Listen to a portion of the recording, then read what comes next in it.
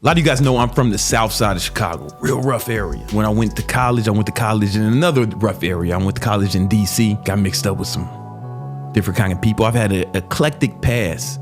And a lot of the people who I've dealt with in the past were scoundrels, criminals, drug dealers, and pimps. I want to share with you guys the top 10 business lessons I learned from drug dealers and pimps. If you internalize these lessons, you'll be able to apply them to your illegal businesses, be able to make more money with whatever endeavors that you are involved in right now. Number one, I had an OG back in the day, and he was involved in some stuff. I don't get on it, but we worked together. One day, he was talking to me and a few of his other minions. He was like, yo, listen, what y'all gonna do if I get arrested or I go to jail?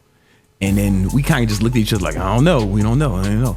And then he looked at us kind of crazy and he said, you're gonna figure it out, motherfucker. You're gonna survive. I remember that no matter what happens, you gotta figure it out and survive. He did end up going to prison. Still there now. We figured it out. I felt like he knew that was gonna happen, that he knew the writing was on the wall. What we were able to do was we was able to keep our thing going at the time. And we figured it out. And how do I apply that to my life? So when I got into the official business world, the legit business world, I noticed that a lot of things happen, when I don't know if I can say it on YouTube. When China came out with that new shit, the C-19, everybody was kind of bitching and moaning about what's happening. It was crying. I saw people crying because, the shutdowns and the lockdowns and everything, and people were protesting and crying. I had a friend who stormed the Capitol, fucking dummy. People were just bitching and moaning about it. But I didn't complain at all. I just remembered, listen, we're gonna figure it out and we survive. I just focused on making sure that my business stayed afloat. I made a promise to myself that I was not gonna lay off any employees. I had 25 employees at that time. I was like, nope, we're gonna figure it out. I didn't pay myself during that time, but I made sure I paid my employees, make sure I didn't fire them. I had a nanny at the time for my son. She was staying at home because we were in New York and it was kind of crazy. I said, listen, you just stay at home, don't worry about it, take care of your family. We're still gonna pay you. I wasn't making no videos, so my video editor, he didn't have no work. I was like, listen, don't worry, we're gonna still pay you. I also wanted to make sure my customers were able to make money during that time. We figured it out. We didn't complain about it. We didn't cry. We just figured it out. And that's a real G move, because a lot of things are gonna happen to you in life. A lot of things are gonna happen that are outside of your control. People are gonna behave different. There's gonna be circumstances outside of your control that you can't account for sometimes. You got to be able to just not cry, not bitch, not complain. You just try to win under any circumstances. The election was happening. I didn't give a fuck who won. I had preference, but I was like, no matter what happens, I'm going to try to find a way to win under those circumstances. No matter which way the election went, I was like, listen, we're going to find a way to win. So I didn't get all emotionally wrapped up in it. That's a real key. Figure it out no matter what. Always find a way to win. Lesson number 2. There was another mentor of mine back in the day. His name was Selmo. That's not his real name. And I was at Selmo's crib because we were working on something, and he opened this big safe and he had a few $100,000. And mind you, he was in the hood. I was like, yo, why you got this safe there? He's like, well, listen, I can't put this in the bank, but I got this safe and this shit is fireproof and it was bolted into the ground. So something happens, this whole fucking place burns down. All that money is safe. I remembered Selmo said that. Then right after that, my cousin, Chicago G, rest in peace. I can say his name because he's gone now. You can't arrest a dead guy. He was hustling and his house got robbed by some other gangsters. And he had a few $100,000. He couldn't tell the police, right? You know what I'm saying? He couldn't do anything, He didn't have the safe like Selmo had. And I was like, because initially I felt like it was over the top to have this big safe bolted to the ground. I was like, yo, man, if somebody come, you'll be all right, man. That shit ain't gonna happen. Then it happened to G. So what that taught me was to be over prepared. I call it offensive pessimism. Basically, I think about everything that could go wrong in business or in life, and I prepare for that situation. So I'm like overly prepared for any situation. This way, when something happens, one of these unforeseen circumstances that we're talking about, it's like, you can handle it, or you can be safer. It makes me feel more secure. For example, I always keep 6 months of expenses saved, and my expenses are high, so that's a lot of money. A lot of people will tell you, hey man, you can't keep money in the savings account. You're gonna lose money because of inflation, and blah blah blah. And they're right. However, I know that some shit may happen, so I'm always prepared to take care of myself, my family, my son, even my employees if shit goes down. So like we said, when C-19 came through and the whole fucking world got shut down for a few months, I didn't pay myself. but I made sure I didn't lay anybody off. These motherfuckers was laying people off and shit. And I was looking at them like, ha, I'm a better entrepreneur than you. But I was able to do that because I had 6 months of savings, right? So I didn't have to like change my lifestyle or nothing. I was like, all right, cool. I was prepared for that. You want to be over prepared is what I'm trying to say, right? And that's what I learned from the homie Selmo with his safe with like $300,000 stashed in it. Now, the third lesson I learned, drug dealers and pimps, this comes from a pimp named Saucy. So Saucy, he's also dead, R.I.P. Saucy. Saucy had, what's the word? Hoes. He was like a real pimp, not like a rapper. Oh, I'm out here pimping. No. Like these women were having sex for money and he was in charge of them. Saucy would always take the girls like shopping and make sure they was fly. They had a bunch of shit. And I talked to Saucy about that once, and he said something to the effect of, hey, look here, man, I gotta keep the employees happy. And I always remembered that. Saucy had hoes, like he really had hoes. They was like loyal to him, and they was hard workers. How do you apply that to the business world? Now that I have employees, I always try to make sure I treat my employees as good as possible. So for example, we had a record year. The year before last, it was like our record year. I mean, we since beat it, but it was a big year. A bunch of my employees, I bought them Rolexes. Just a little token of my appreciation. That was like money out of my own pocket. What happened was, man, the next year we made even more money. It seemed like, they was more, down to work hard and really work with us because I always made an effort to treat people fairly and to go out of my way for my employees. Or when C-19 went through, I made sure we not firing nobody, we not laying off nobody. Even if we don't need them, we're going to keep paying them until this is over. And we were able to do that, and it worked out really well for us. Now, most of those employees are still with us, and they're all making more money than they did before, and the whole company's making more money than they did before. The real lesson is to just take care of the people that work for you. Learned that from Saucy the Pimp. Number 4, there was this guy, and he was from Chicago, and them Chicago guys are, man, they crazy. He had beef with this other dude. We're gonna call this other dude Reggie. The Chicago guy had beef with Reggie. Like serious beef, not like internet beef, making videos about each other. No, I mean, it was serious, Chicago beef. Reggie was talking real crazy, acting real crazy. So what the Chicago guy did was he got this girl that he knew. She was like really beautiful. He got her to follow Reggie on Instagram. They started DMing each other. And then they set up a date. Supposed to meet somewhere. Cool. Reggie think he about to get some ass. No. Reggie shows up, girl's not there. He not gonna get some ass. He gonna get his ass whipped.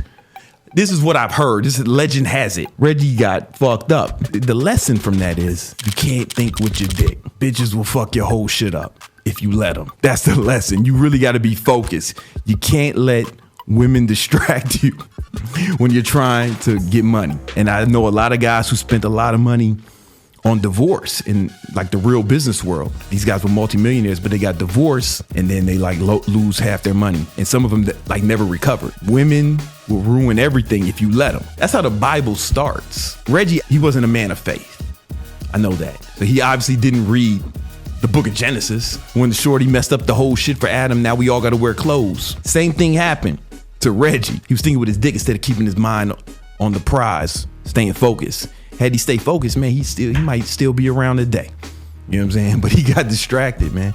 So that's the lesson, bro. Stay focused on your grind. Now, if you do get a woman, though, who's down for you, who's supportive, who supports you in your drive, she's an advantage. If you let your mind wander, run around here chasing hoes, chasing women, even if you don't got beef in these streets, they can distract you from the main goal. I know a lot of guys who would be a lot more wealthier if they weren't chasing women all the time. That's basically the lesson. Number 5. I was talking to this guy and he was a big time dope dealer in Brooklyn. Nothing good happens in Brooklyn. You should be aware of that. It's one of the worst places on earth, in my opinion. I was talking to him about one of my boys he got sent to prison, right? He's my boy SV. He's in prison for a double homicide. When I was talking to him, the Brooklyn guy casually said, man, why ain't he killed a witness? And I was like, what? But he said it so casual, like that's what you're supposed to do. Brooklyn motherfuckers, right?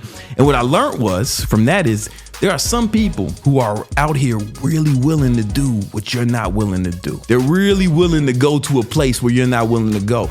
And how that translates into the official business world is sometimes you gotta like not compare yourself to other people. But I never try to say that I'm gonna be the biggest YouTuber, or I'm gonna be the best at this business, or I'm gonna be the best in the world.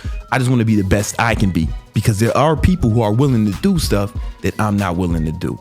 For example, an easy way to get big on YouTube is to just talk shit about other people on YouTube, but at what cost? Or there's people who don't care about their families, or would like neglect their children, or will neglect their health to get ahead of you.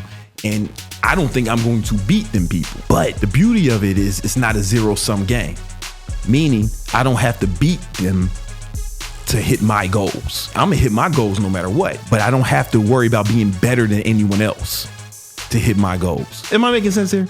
Right? Because there's some people who are really willing to do shit that you're not willing to do. Sometimes we're talking about ethical stuff or morality. They may not have morals. They may not have ethics. They may be willing to sacrifice anything that I would consider ethical in order to advance, and I'm not. Those people will beat me, at least in the short term. You get what I'm saying?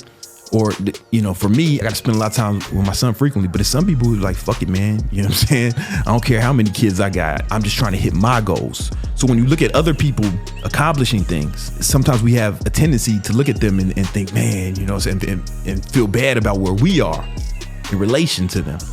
But you got to remember, man, that, you know, it's not a zero-sum game, right? What they eat don't make you shit.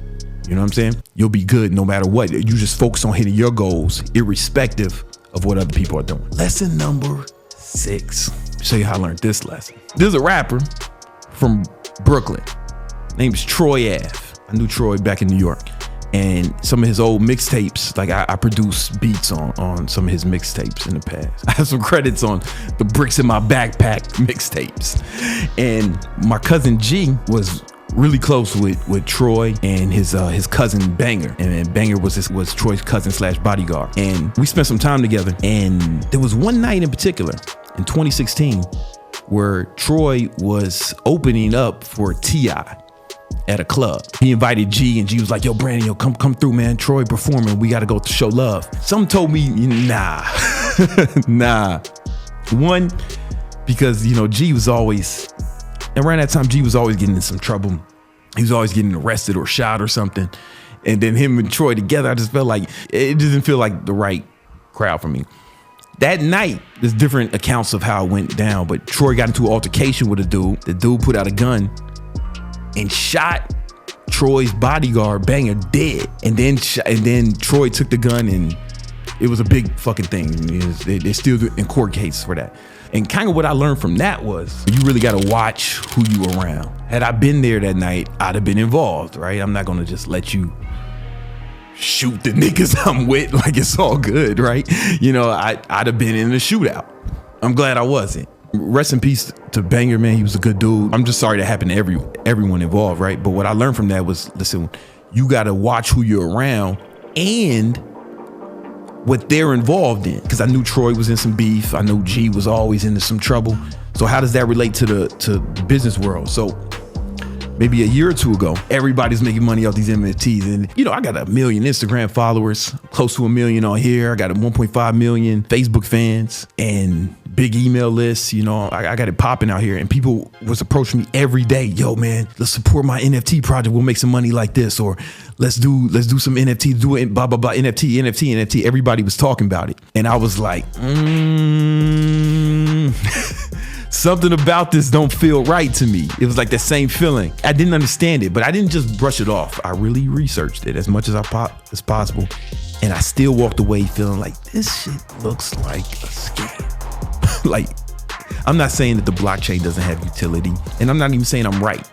I'm saying it looks like a scam to me, and I didn't want to be involved in that or associated with it. So I didn't support nobody's NFT projects. I didn't come out with my own NFT. People was offering me money, throwing bags at me, and I turned them down. Now, when we look at the NFT market, it's down over 90% from the highs. People bought it at the highs, and now they just lost money. It definitely panned out the way I thought it would pan out. Can you imagine if I convinced all y'all to buy NFTs and I made a bunch of money and y'all was just bag holders? Like, y'all wouldn't like trust me no more. Or if I was promoting FTX, telling you guys, man, to give a fuck with FTX, you know? And now look at it, right? So you really got to watch who you're involved and what you're involved with, because you can get wrapped up in that shit. And that's what I learned from Troy shooting up the club. Lesson number 7. This one I learned from, we're gonna call it Kyle. Kyle was a dope dealer. And there was this kid who always was coming up to him trying to work for him, but he was like real hungry. But he wasn't like hungry, like I want to work with you. He was like thirsty, right? It was weird. He had a weird energy about him, and Kyle kept kind of blowing him off.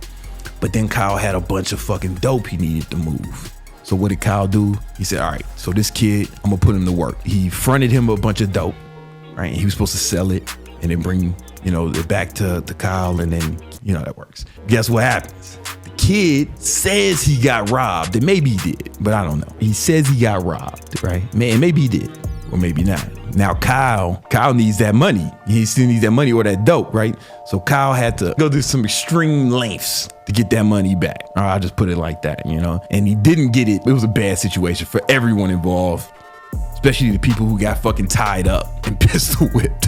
Allegedly, this is what I hear. What I learned from that situation was, yo, man, do not do business with desperate people. Because a motherfucker who's desperate may do fucking anything. He may not have no morals. He may not have no integrity. He'll do anything to come up, right? You got to deal with people based off like their reputation and people who you can trust. And if you're going to trust someone, first trust them with something small. See how they behave. And then once they've earned your trust, then you can trust them with bigger things. But Kyle went and just gave this dude fucking mad dope without vetting him appropriately. But he was too thirsty. He was desperate. And people who are desperate, typically they end up in those situations because of their behavior in the past. Like, we're all living the results of our actions in the past, right? We're all living the results of our past. So if a motherfucker ends up in a desperate situation, it's probably because he acted a certain way in the past and now he's living the results of it. So you don't want to do business with motherfuckers who are desperate, because they're probably desperate for a reason. You know what I'm saying? Number 8. None of the people in this story are drug dealers or pimps, but it's an interesting story. So my dad, because y'all know my dad, we grew up poor, but when I got sent away to military school. By the time I graduated from military school, he was making $3 million a year. Adjusted for inflation, that's $8 million. Now, he later lost it by the time I graduated from college, so I didn't experience any of it. But I did hear about this story. One of his colleagues got sent to prison, the homie Al. And he did a bid. He didn't snitch on nobody. He did his bid like a man. Came out of prison. My dad was waiting for him. My dad was in a brand new Cadillac. This was like at the height of my dad's balling. Picked him up in the Cadillac. He said, yo, Al, what up, man? What's going on? He's happy to see him. Al was like, man, it's a real nice car. My dad's like, yeah, you like it? He said, yeah. He said, it's yours. He's like, what? It's yours. My dad picked him up from prison and got him a Cadillac. And he took care of Al, right? Because Al was his man's. Al eventually gets a job. He's an accounting teacher at Howard University School of Business. That's where I went to college. My GPA was only 3.5. So Howard let me in with a 3.5, but they didn't want to let me in the School of Business. It's really hard to get in Howard University School of Business. My SAT scores were super high, but my GPA 3.5 kind of didn't cut it to get in the Howard School of Business. They said you can go to Howard School and maybe transfer if your grades are good. But because Al and my dad had that relationship, Al was able to pull some strings, talk to some people. Next thing you know, I'm in Howard School of B. And it's a hard school to get into. Like, I got accepted to DePaul School of Business. I got accepted to Michigan State, like a bunch of good schools. But Howard was like, nah, you ain't good enough. It's a good school. And Al looked out for me because him and my dad had been looking out for each other for years. And the moral of that story is, yo, man, you really got to take care of the people who take care of you, people who got your back. How that works in the real world, I got some friends maybe we do business with, or maybe they just have businesses. Anytime I need some help, anytime I need some advice, I can lean on them, right? I can ask them for help, but I try to never ask for it. But I'm always down to help them, what I call the Reciprocity bank. And I'm always trying to do way more for my friends and colleagues than I asked them for. This way, if I ever need it, I built up this big reservoir of reciprocity, but I always want to be making deposits. I want to withdraw as little as possible. So I'm always trying to give way more than I get to everybody.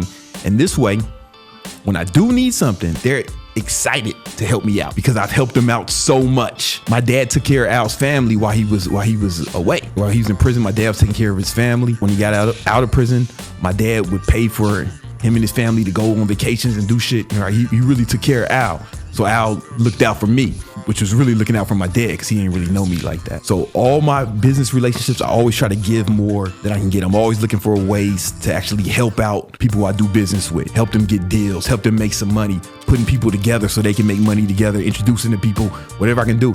And hopefully I never need it, but if I do, I got a long list of people who would be excited to help me out. Number 9, the same guy, Kyle, was a big time dope dealer and he had some good dope. How do we know this? Because he fucking sold it to this one kid and this kid overdosed and died. It's a weird thing about junkies. When a motherfucker overdoses off some shit, the junkies want that shit. So Kyle had a huge demand and Kyle didn't want to step on it too much because he had that shit and people was excited and he was getting it for a good deal. But junkies kept dying. It was a big dip in business because the junkies kept dying. Here's how that relates to real business. Your customers, you got to take care of them. You got to really make sure that your customers are getting the best thing for them. How did I use that was, when I had my business, High Ticket Trainer, where I teach trainers how to build their online fitness business, man, we go out of our way to make sure that these guys succeed. I'm always kind of adding stuff to the program, making it better, it started off with just me doing a live call once a week. I still do that, but now we have 4 different live calls a week, on different subjects. So anytime our students need help, they can get it. We also assign each student their own one-on-one coach, someone that they can work with directly, one-on-one, to make sure that they succeed. And then we have 24-hour support. If they have any questions, if they're stuck on anything, I have a whole team of people to answer their questions and make sure that they, can resolve the problem so they can get back to making money. Because if they make money, 2 things happen. 1, we get a good testimonial from them, right? And then we can use that in our advertisements and we can use that to get more clients. Also, we get referrals from them, tons of referrals from people. And they just stay with us longer, so we make more money, right? Everybody wins. So you really got to take care of your customers or whatever you're selling to make sure that they succeed. 1, so they keep paying you and they're happy to. They happily keep paying you. And you can use them as testimonials so they'll bring more people in so they can spread the word for you. Word of mouth marketing is the most powerful. Number 10, again, one of my old OGs, Selmo. When I first started working with him, I was just like one of the minions, ground level. Selmo was like a real G in the streets back in DC. And anytime Selmo hit me, whatever he needed, it didn't matter when it was, I'd be like, yo, I'm on it, right? I need you to take this here. I need you to do this. I need you to go here. I would always be like, yeah, no matter what, skip school, whatever. I left the date, listen, I gotta go. Anytime Selmo hit me up, I would put in that work. Selmo trusted me more and I became the go-to guy and I was able to rise through the ranks a lot quicker. Not only did I get more work and make more money, I learned way more from Selmo, which is what I really wanted. I didn't want to be a worker forever. What I noticed was that work ethic was uncommon. Most people are trying to see how much they can get away with or how little they can do. I was trying to see how much I can do. I was like, yo, anything else you need, man? Yo, what else? People don't have that, but if you approach life with that, you'll stand out way above everyone else. It's easy to win when you have that attitude, when you're going all out and you're willing to outwork everyone. I took that to every job I had.